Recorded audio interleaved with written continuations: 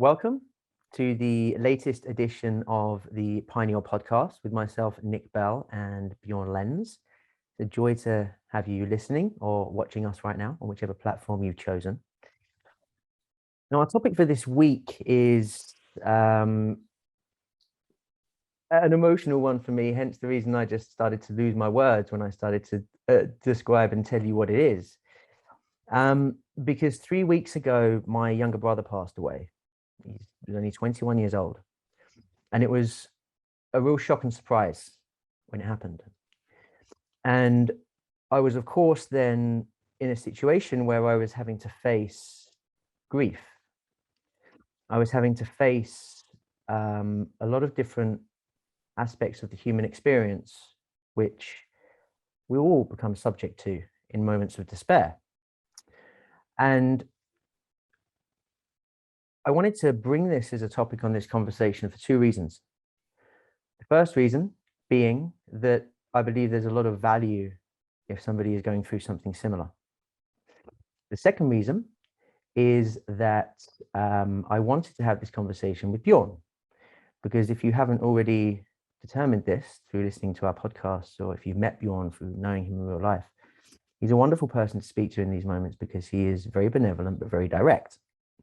And in the pursuit of greater understanding, I find always valuable to have conversations on things that you feel that you're sure about with somebody of this nature. It's a great clarity inducer. So Björn, thank you very much for your presence and for joining me. Thank you for your trust in me. My bit of gratitude to start. Cool. Okay, so let me start by perhaps telling you the story of how things unfolded. And from that point, we can then see where the conversation takes us. So in June 2021, we held a 2-week pineal transformational retreat in Tenerife. And it was partway through the retreat when I learned that my younger brother had actually gone into hospital. My mother had gone into the bedroom and she had found him on the floor and he was having a fit and he stopped breathing for 4 minutes. Now, he diabetic, so there was the assumption that it was related to this in one way or another. Now, I then heard this news that he'd been rushed to a life support machine while I was on the retreat. And this was the first moment in this particular situation in which I was faced with having to deal with this. Now, I was off site when I heard the news. I received the news. I broke down into tears. And I started to feel incredibly powerless. I started to tell myself stories about how I should have been a better brother, about how the last time we spoke with each other, we actually had an argument, and about how I could have done that differently so that our last point of connection was actually something positive. And I started telling myself all of these stories about how I'd done something wrong. And what the experience of it was that I got sucked in to the emotion. I became entangled in the emotion and I started to become consumed by the emotion.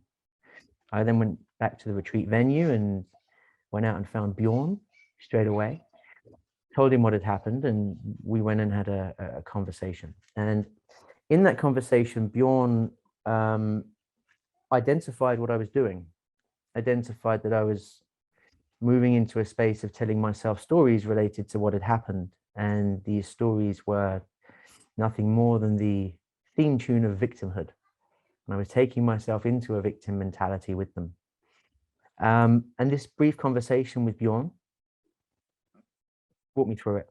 I was able to see what I was doing and I was able to somewhat separate myself from the intensity of what was going on.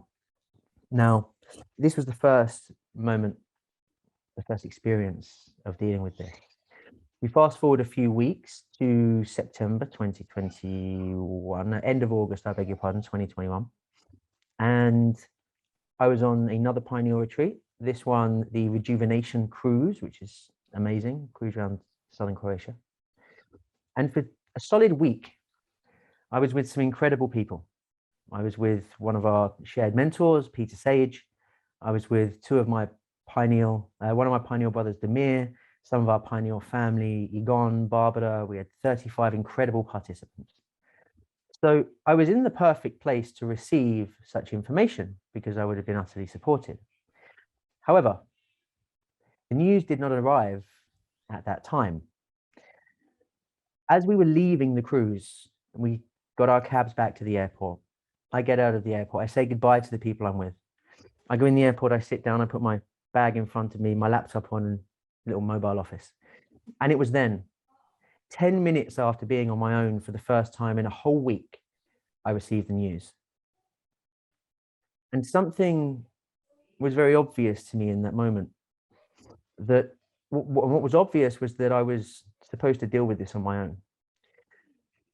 Because if I was still with the group, then the inclination would have been to fall into the support of the group and relinquish my responsibility to look after myself and retain my own balance. When this came, I then connected back to my conversation with you, Bjorn. And as I sat in the airport, I felt this intensity. Now, my experience of it was like there were a different collection of different emotions. And I experienced these emotions as straight lines of energy shooting through my body, crossing over in my chest. Sadness, sorrow, anxiety, frustration, despair, all of these different things. Now, as they all flew in, all these different emotions, and they crossed over in the middle of my chest, it's almost like they found each other and they connected with each other. And then all of these emotions synergized with each other in order to create this whirlpool in my chest. My experience of which was that it was dark, it was dense, it was kind of terrifying, and it was there. It was right in the center of my chest, spinning, and the spinning of these sets of emotions was so powerful that I could feel it in every single fiber of my being. And I felt that pull to victimhood one more time. And the experience of that pull to victimhood was that my experience of my consciousness is that if I had to locate it in my body, I would probably locate it behind my eyes. It's just my experience of it. And when this whirlpool of emotion was torrid and intense and spinning around, it felt like my consciousness, it felt like my awareness was being pulled down my body into this whirlpool. Like this whirlpool had some gravity to it, and it was sucking my consciousness into it. And I felt myself being pulled and dropping and descending into the darkness. Now, as I felt myself being pulled in there, this is when I connected to the conversation that I had with you, Bjorn. And I realized that it was my choice for my awareness to be taken into that space. And I chose not to. And I sat with this and I placed my attention on the middle of my forehead. And I just sat and I just stayed in this space. Now, this whirlpool of emotion had such intensity about it. And I felt the need to cry. So I allowed myself to cry. And there's different types of crying I came to experience. There's crying when I then attach stories to it and become a victim, and then it all descends into madness. Or there's just understanding that when we cry, it's a tool the body uses to release some of this built up intensity within the system. So I allowed it to be. I kept my attention on the center of my forehead, and I just allowed this to spin without moving towards it, without going into it. I allowed the intense emotional whirlpool to just do what it was doing. Now, as I sat here with this, what I started to realize is the intensity that surrounded it over a period of about 1 hour dissipated, dissipated, dissipated, to the point that the gravitational pull, which was sucking me into it at one stage, wasn't there anymore. The emotions were still there, the sadness, the sorrow, everything else. But the level of intensity, which was making it almost impossible not to become entangled within it, had gone. And I felt great balance. The feeling of powerlessness that I had felt in Tenerife when I first heard the news he'd gone into hospital just wasn't there. I was in absolute control. Now, it's not to say that I was disconnected to it, because I was aware of it, but I just wasn't being sucked into it. I then walk through the airport. I check my bag. I get to the gate. Tears are coming all through this experience. And then as I get to my gate, I look to my right and there's a mirror. And at that moment, I realized that I'd actually been wearing eyeliner and it was streaming all down my face, which brought a moment of comedy into the situation as I chuckled at myself, wondering what I looked like to all walking past me. And I cleaned myself up. And since that moment, my own personal relationship with the experience and my own personal relationship with what occurred inside and the sensation inside associated with grief and the shock of bad news as we refer to it, has been at bay, and I've been able to maintain. Now, there's not a feeling of disassociation. It's not like I'm suppressing anything because it's there. I'm just not focusing on it. I'm allowing it to be there.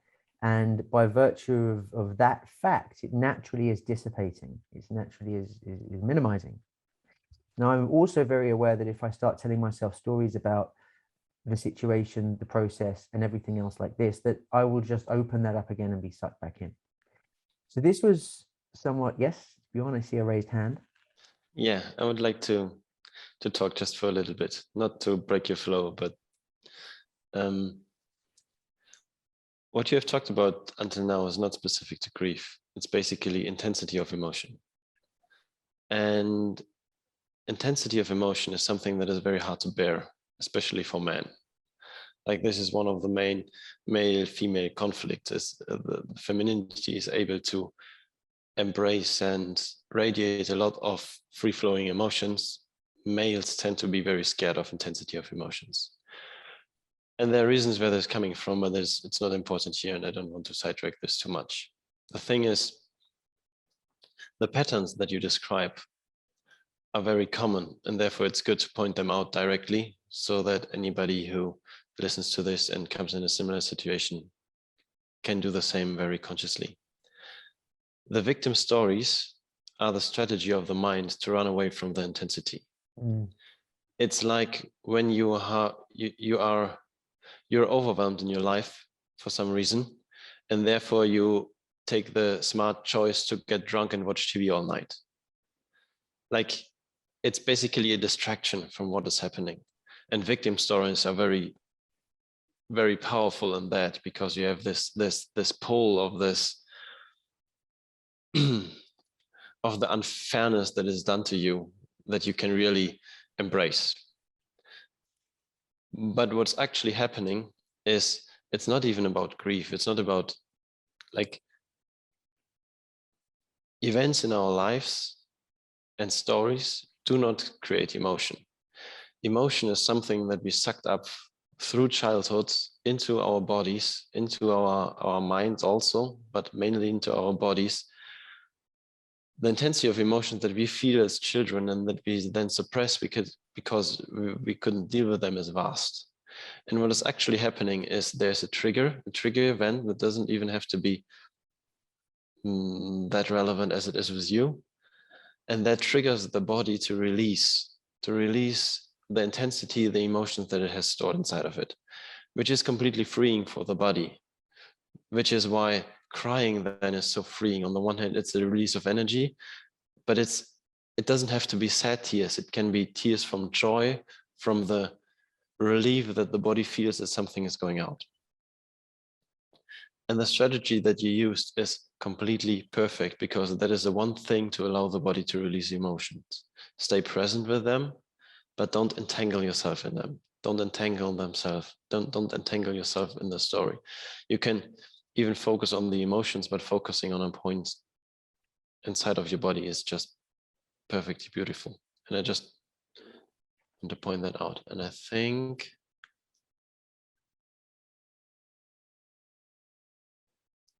and this is also something that happens on every level. Like, it's good to have an experience of a deep shock, to be very present with it and go through it.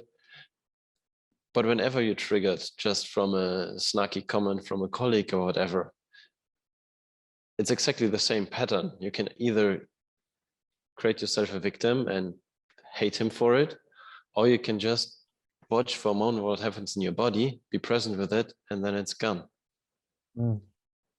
As I like to say, being triggered is a choice and triggering is a service. And whenever an emotion wants to come up from your body, it's a present for you, something to relieve yourself from.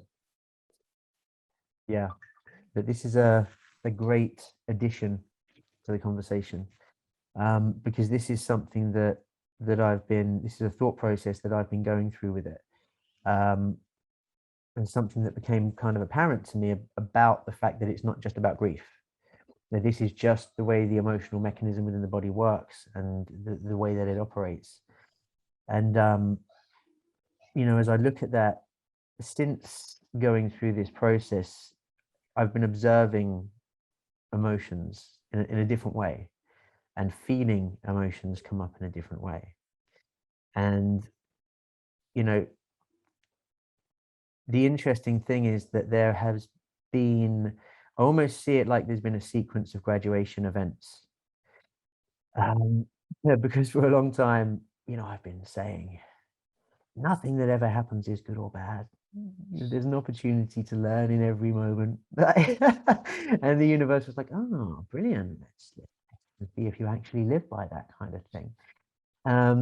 And of course, the two pieces that I've shared with you so far were graduation events in working with this. And, after leaving the airport and getting home, the following day, I had my next graduation event, which was needing to retain my center while telling my son what had happened. Now, my son is 9 years old, and my brother was like his hero sort of thing. So this then raised a whole other kind of series of feelings towards it, and it raised a lot of things for me. What it actually also did is that about 6 years ago, I lost my uncle. My uncle passed away, who was 10 years older than me. So very similar age difference, my son and my brother, to me and my uncle. And when this occurred, having the conversations with my son Oliver brought back a lot of the experience with my uncle.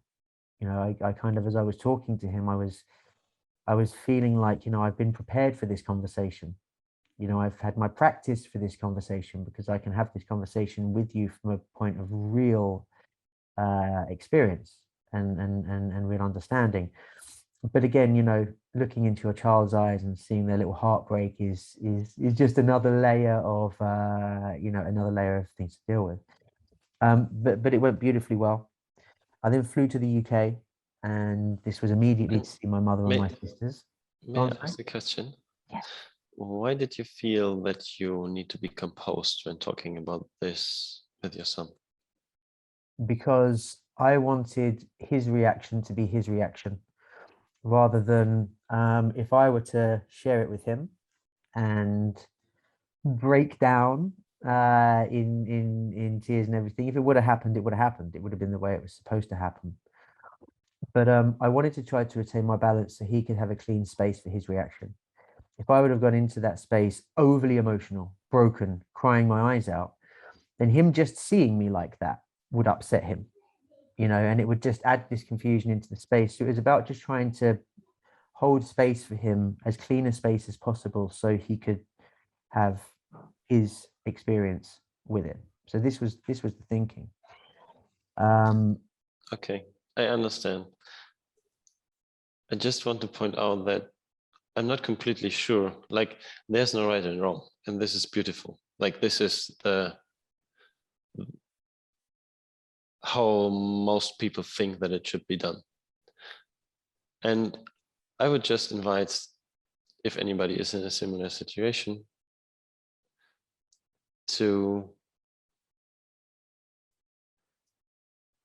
I just have the inclination to say, when we talk with children and we suppress pain in any way, we invite them to suppress pain.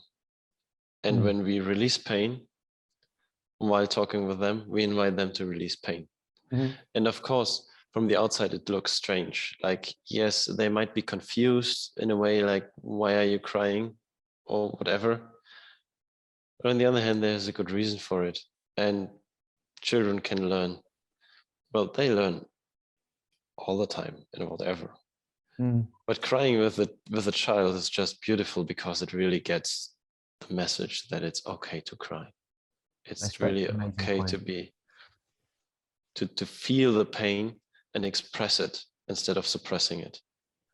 It's such a great point, and it reminds me of something that one of the conversations that Oliver and I had that day, which when he was very upset, and he asked me why I wasn't upset. And I explained to him that I really, really was. And then I had an opportunity to talk with him about the way that emotions work, kind of the piece that I said earlier on, and the way that I'm dealing with it. Because again, I didn't want him to feel as though I didn't care, you know.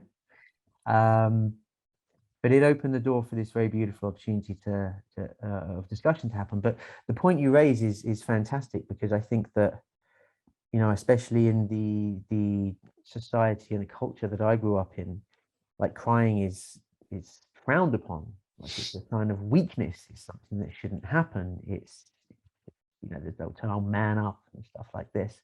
And it does just teach us to suppress. I remember actually it was after my first ayahuasca retreat that I cried for the first time in a long time.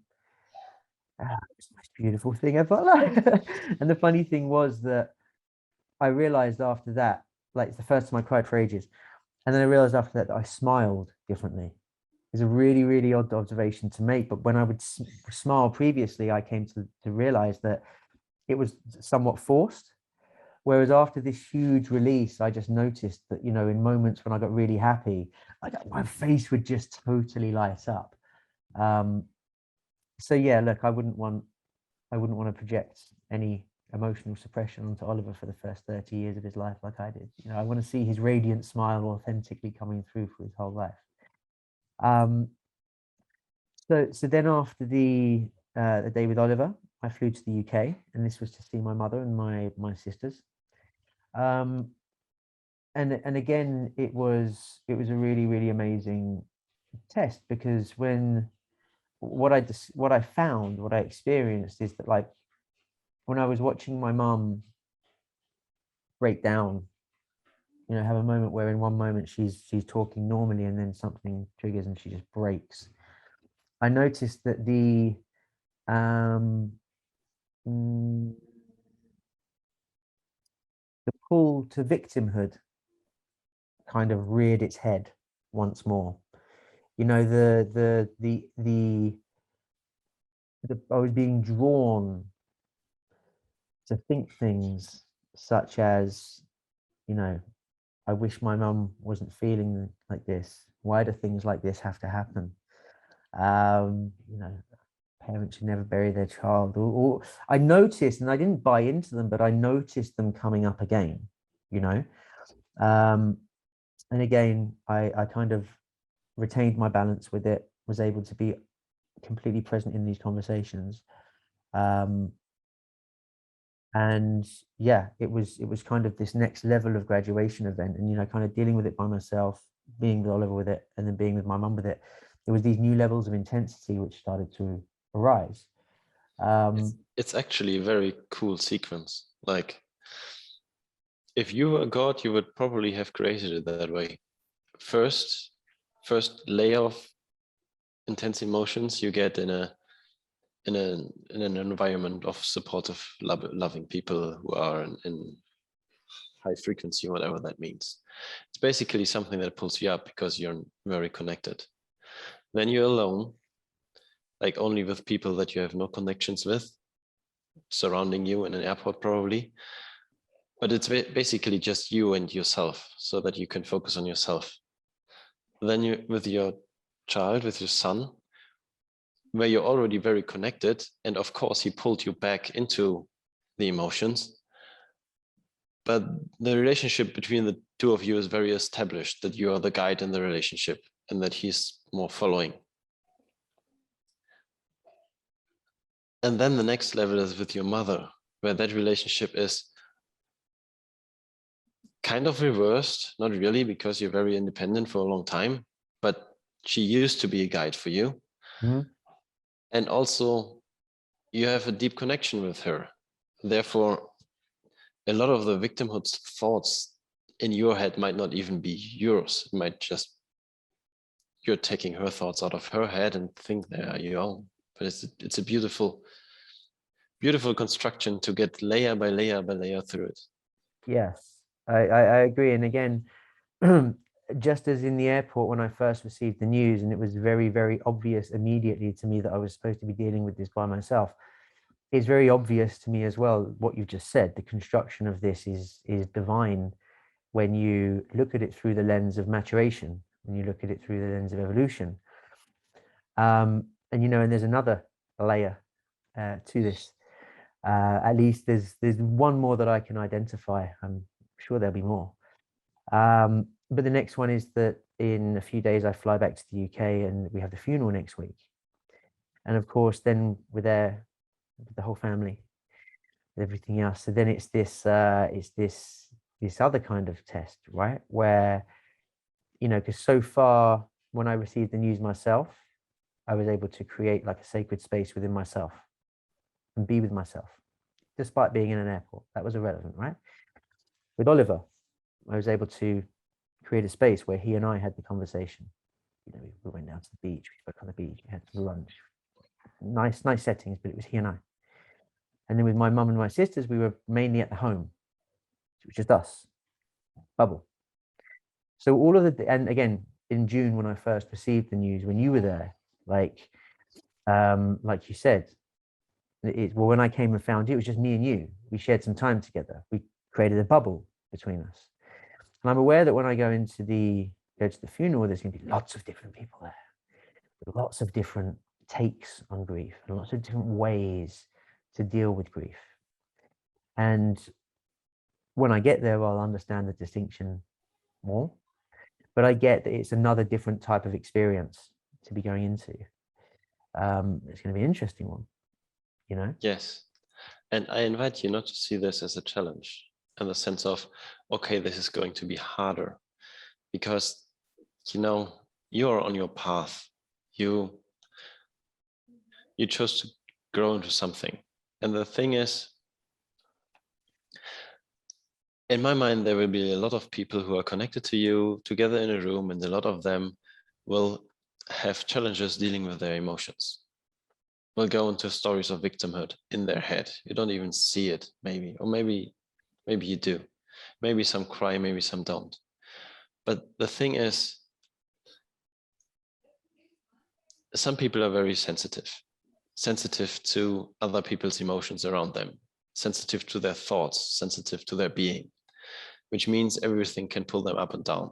And in an environment like this, there's an opportunity for a huge contribution, the contribution of not disconnecting in terms of, okay, there are a lot of people who are going through some intense shit and I don't like it. Let me disconnect and be with my own, but doing the opposite, staying completely open, completely centered, and being a contribution to this circle of friends and family. And this is basically one thing that we all can learn, how to be a contribution in the world. Like whatever is happening, not going into judgment or into victim stories, both is very connected, and staying completely open, completely connected with everybody around you, and just being okay. Like there's nothing to do. There's nothing to, there's no need to tell anybody that everything will be okay, because that is something that you can radiate through being, but through being open, being connected, and embodying that, embodying this, really being in your body and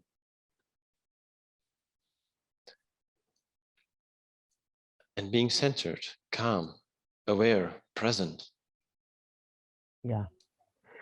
Yeah. Like, I think you've hit the nail on the head there. And it reminded me of just a comment that my mum made to me, which was, she said, you know, 3-4 days after being in the house, she said, do you realize that everything just feels so much more peaceful when you're here? And again, it's exactly as you speak of there, and that's such a healing thing for people. It's such a healing thing for people. But what I have found interesting going through this Well, is, 1 second. yeah, Can you acknowledge yourself for a moment that you were acknowledged by your mother for radiating the peace that you are? knowledge. Thank you. That's nice. Um, yeah, one thing that this has afforded me the opportunity to do, which I found interesting, it's a slight tangent, I guess, is observing the way that observing this has given me a window into people's relationship with grief, even if people are not necessarily feeling the grief related to the situation. So I've seen this in two ways. Firstly, I see the people that are connected to the situation, observing the different nature of the way they deal with grief. What has been interesting as well, and I've realized this when people have passed away in my life previously, that grief is one of these interesting things that people seem to think that their way of grieving is the only way of grieving a lot of the time. And whenever somebody has passed away, there's always been one conversation or two conversations I've had with somebody where they've spoken about somebody else grieving in the wrong way. I don't know why he's not more upset, or something like this. And it's really, really interesting to just observe people's own relationship to how they deal with it, but also then how they project that onto other people. The other interesting observation is with people who are not necessarily connected to this grief, they just know me, right? And they know what's happened. Because when they first see or speak to me after finding out what's happened, they're faced with that difficult situation of what do I say? What is it good to say? I'm so sorry for your loss. You know, it's so terrible. Like, and it always comes from benevolence. You know, they're trying to say something lovely. They're trying to say something nice, but it really highlighted to me how uncomfortable we are culturally with death, how our Yes. relationship with it is one which is generally imbued with negativity. And it's so ingrained in us that I find that in those moments where people are trying to say something nice to you, it kind of makes me smile, and I have to not smile in those moments for obvious reasons, but it makes me smile seeing them try to find the words, the sheer overwhelm and discomfort of the moment. You just solved the puzzle for me. Thank you. So thank you for answering my question in advance before I could ask it. Like, with respect to grief, I'm an empty page. I don't have a relationship with grief. Like, my granddad died and my grandmom died. Well, 2 of the 4 died, 2 are still alive. And I remember being sad and being sad basically, and not struggling with seeing the pain of my father. It's basically my main attachment I have to it. But other than that, it seems to me that grief is a social construct. Like, grief is not an emotion. Grief is an intensity of emotions coming up. But why are they coming up? And you gave a few pointers at the beginning, and I think they are very relevant. Like, a lot of grief is connected to judgment. The point is, somebody dies, and therefore you cannot make up for anything anymore.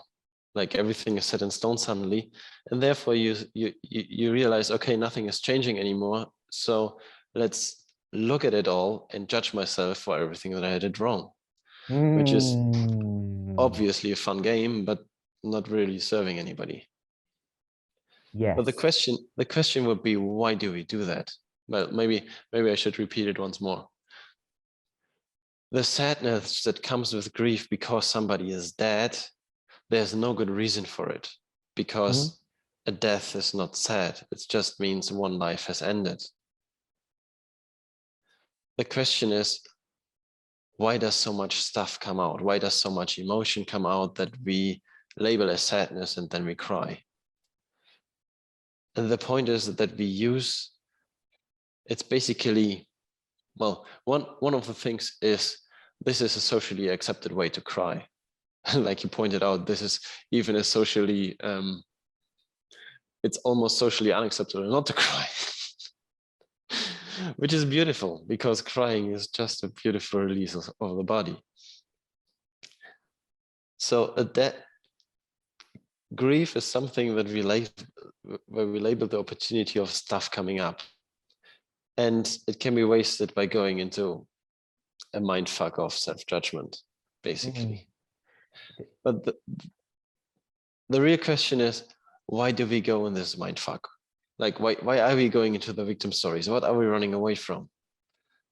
Something which jumped up for me the moment you said the word judgment was, as you know, on my wrist, I have the tattoo, which, as Eckhart Tolle says, is the 3 steps to enlightenment: non-resistance, non-judgment, non-attachment. Now, if we hold those 3 things in mind for a second, we could say that judgment is present in grief because of the reasons you just said. Resistance is present in grief because we resist that which is always destined to happen. Somebody is going to pass away. Somebody is going to, and we resist that. And attachment.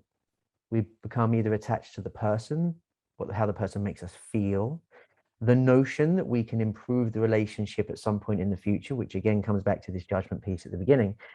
But it feels to me like, and there may be some other words that we can throw into the mix as well, but these 3 words, these 3 things are 3 of the things which create that social construct alongside judgment. I think resistance and attachment are 2 really, really potent pieces here. Exactly.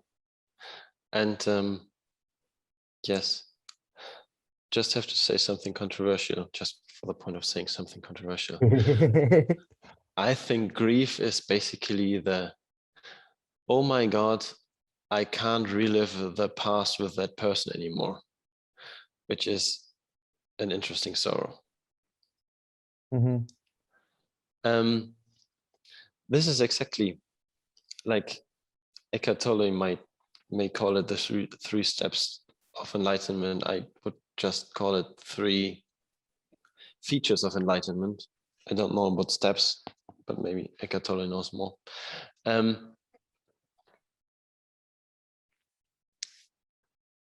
running away from death. Somebody is dead. How the fuck can I distract myself in order not to think about my own death?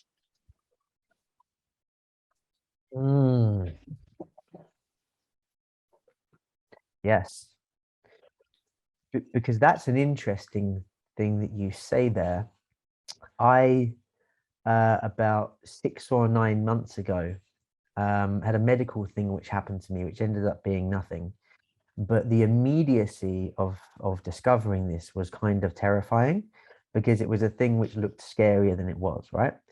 And I've made it sound really ominous now. People are going to be like, what was wrong with him? But I'm not going to say.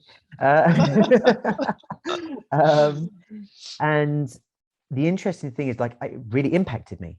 Like, it really, really, I felt so unbelievably vulnerable. Like, there was a period where I maybe thought that, there was something significant wrong with me. And as one may have determined through the course of this conversation, my relationship with death isn't what you'd call a Western traditional relationship with death. I'm excited for the next phase of my journey when the time is right for me to make that step. So this is in me, and this is really deeply ingrained in me. However, what you said is really on point, because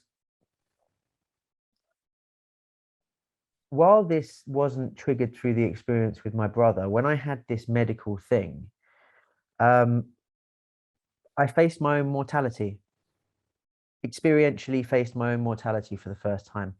When I was younger, people used to call me crazy all the time because I kind of had this thing with life, which is like, I don't care if I die, because if I'm dead, I don't know about it. Like, this is before I had any concept of anything more outside of the material world. And I was just couldn't care less. And then I hadn't really considered mortality for a while, as a personal thing. So anyway, this medical thing happened, faced my own mortality, and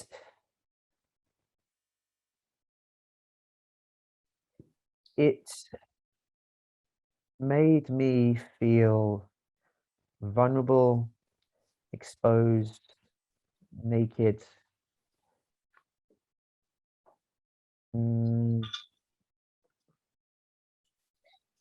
Yeah, I think that's where it made me feel. But I think you're absolutely on point. While I didn't get that connection through the experience with my brother, just firsthand experience of facing one's own mortality, that can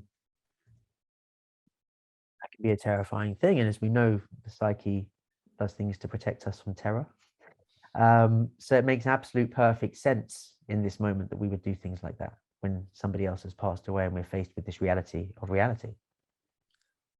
Yeah, also with respect to enlightenment, as you said, the attachment, resistance, Judgment. something else, judgment, judgment. How did you forget the word that you said? Oh, can't remember shit.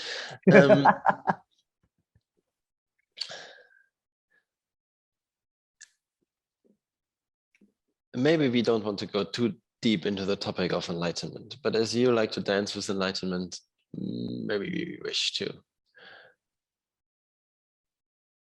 Enlightenment is basically, well, non-truth, non-realization is basically where one part of you dies, and that is the ego part, the part that creates a story that you attach yourselves to. So death, untruth, unrealization as enlightenment, as no self, is very, very similar to death, except that the story goes on. But the story just goes on without the meat of one character. Like that character has lost all resistance, all judgment, all attachment. And that therefore the story is kind of changed. But we as ego do a lot to fight enlightenment, because for ego, death and enlightenment is one is the same.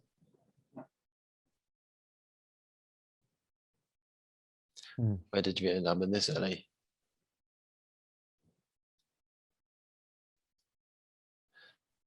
I think most people find the death of other people as terrible as they do, because it reminds them of their own mortality, and they are very scared to think about that.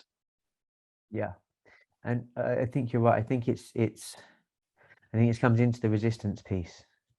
It's the resistance of what will naturally unfold for other people, but what will naturally unfold for us. The resisting because of the terror of death, which is interesting.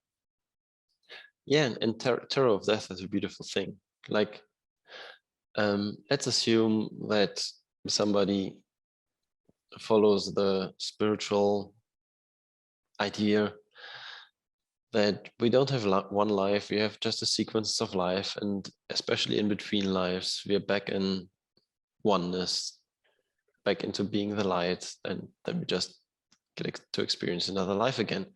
Like in that terms, death would be just like in a computer game. Yeah, sometimes you lose a life, but then there's always another one and you start again. And of course, there's a little bit of, damn, I should have beaten that adversary in the computer game, and now I have to start the level again. And that is similar in human life. Like the first, however we look back at our childhoods, the first few years are painful because you traverse from oneness into duality. Like my daughter, who is 4 years old, asked me this weekend the most beautiful question. Like, Dad, can you read my thoughts?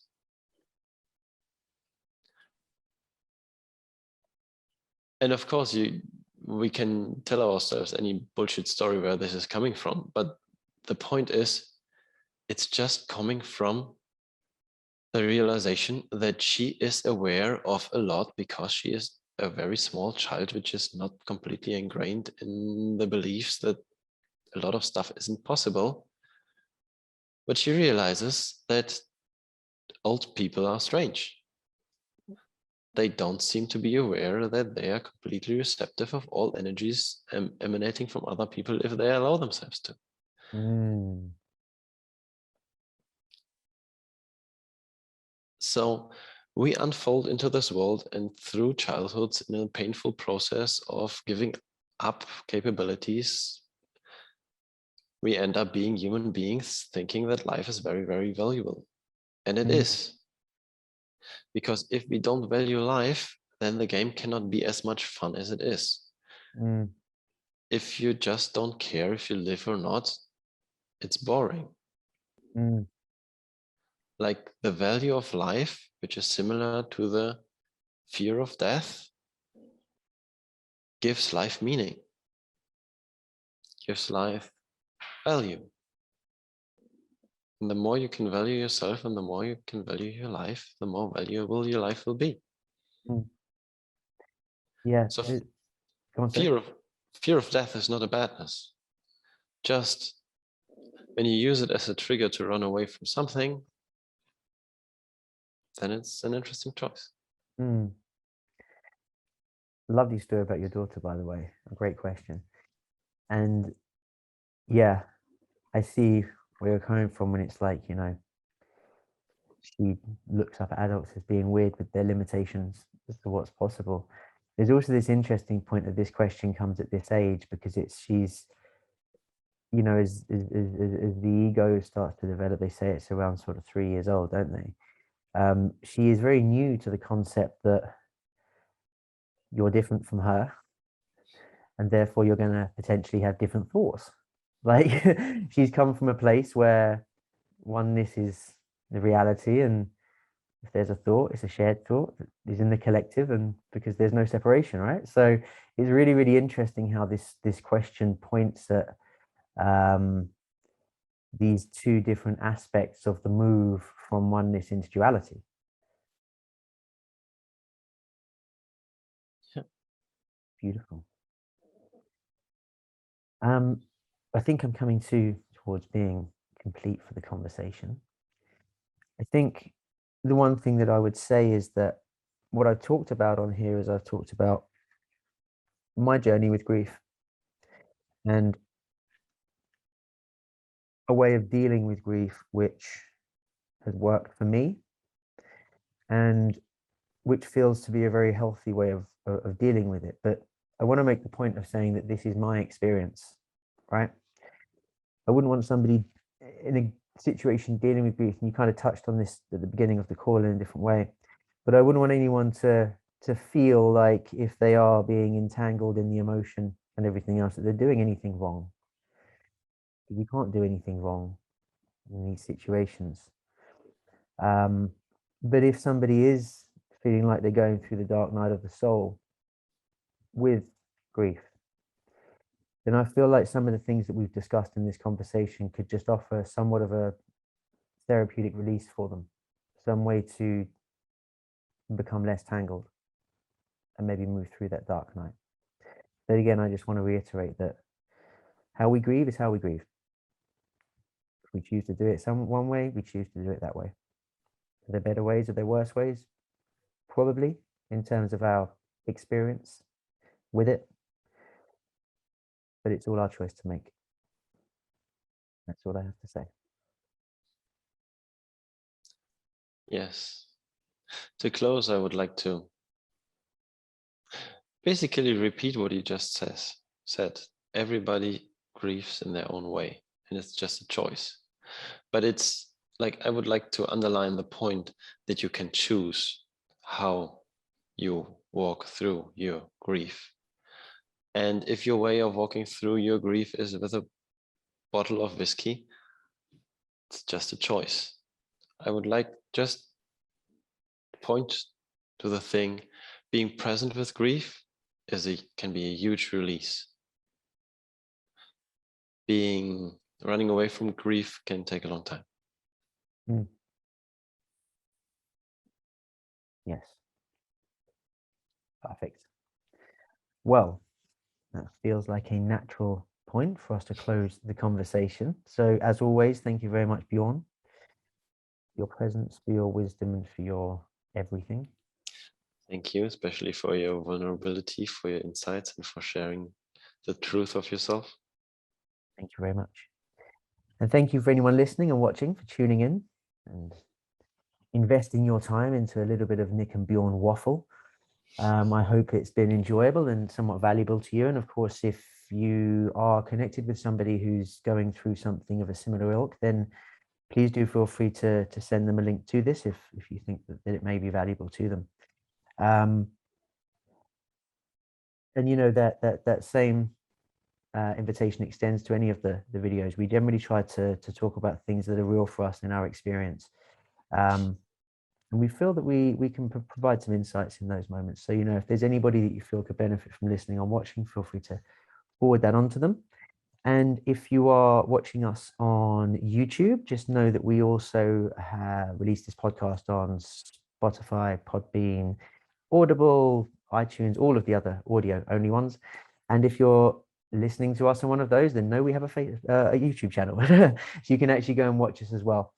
If you'd like to reach out to us for any reason, our website is pineal.org. You can contact myself and Bjorn directly at either Nick or Bjorn at pineal.org. And if you'd like to go and connect with me on social media, Bjorn will be more present on social media, and the world is waiting with bated breath. It's going to be fantastic. But for now, I'll just share my Instagram handle with you, which is at pineal_Nick. And I'm always open for conversation.